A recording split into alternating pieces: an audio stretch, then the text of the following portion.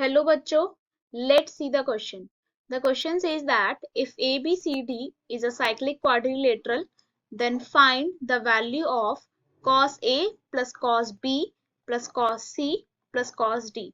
Okay, तो इस question में हमें क्या दे रखा है, हमें बोला है कि हमारे पास ABCD is a cyclic quadrilateral और हमें finally cos A plus cos B plus cos C plus cos D की वैल्यू बतानी है। ओके, तो यहाँ पे हमारा की कॉन्सेप्ट होगा सबसे पहले साइक्लिक क्वाड्रिलेटरल। ओके, की कॉन्सेप्ट हमारे पास होगा साइक्लिक क्वाड्रिलेटरल का, साइक्लिक क्वाड्रिलेटरल। और साइक्लिक क्वाड्रिलेटरल हमारे पास क्या होता है कि अगर हमारे पास किसी भी सर्कल में, सपोज ये हमारे पास सर्कल है,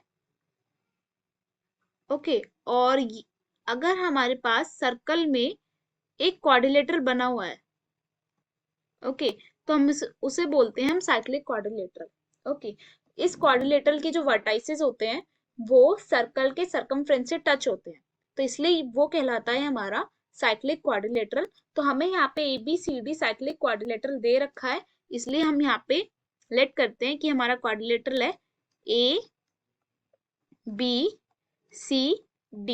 ओके, अब साइक्लिक क्वाड्रिलेटरल की एक प्रॉपर्टी होती है कि sum of opposite angles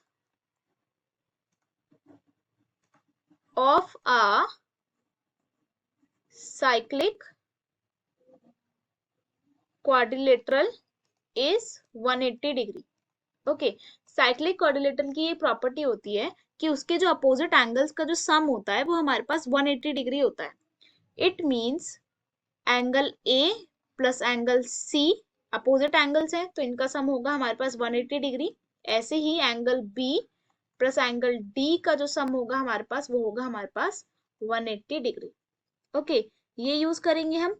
और सेकेंडली हम यूज करेंगे कि cos 180 डिग्री माइनस थीटा की वैल्यू होती है हमारे पास माइनस कॉस थीटा। ये दो कॉन्सेप्ट्स यूज करके हम ये क्वेश्चन सॉल्व करेंगे। तो यहाँ पे हमें पता है कि A प्लस C की वैल्यू हमारे पास क्या है 180 डिग्री, तो हम एंगल C को क्या लिख सकते हैं 180 डिग्री माइनस A। ओके, और सिमिलरली हमारे पास एंगल B प्लस D है 180 डिग्री, तो ऐसे ही हम एंगल D को लिख सकते हैं 180 डिग्री माइनस B। ओके, और यहाँ पे ये जो हमने एंगल्स की वैल्यू निकाली है ये हम अपनी इक्वेशन में पुट कर देंगे। तो हम पुट करते हैं, तो cos A plus cos B, cos C को हम क्या लिख सकते हैं cos 180 डिग्री माइनस A, और cos D को हम लिख सकते हैं cos 180 degree minus B।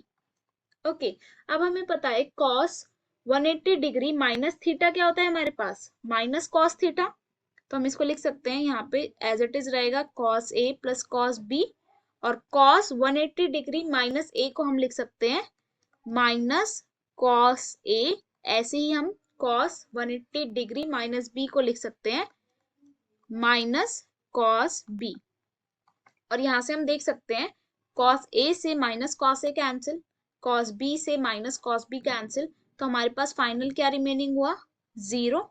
Okay, तो हमारे पास फाइनल आंसर आया cos A plus cos B plus cos C plus cos D की वैल्यू आई है हमारे पास 0।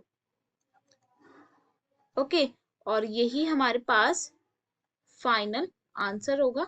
Okay, hope you will understand. Best of luck, thank you.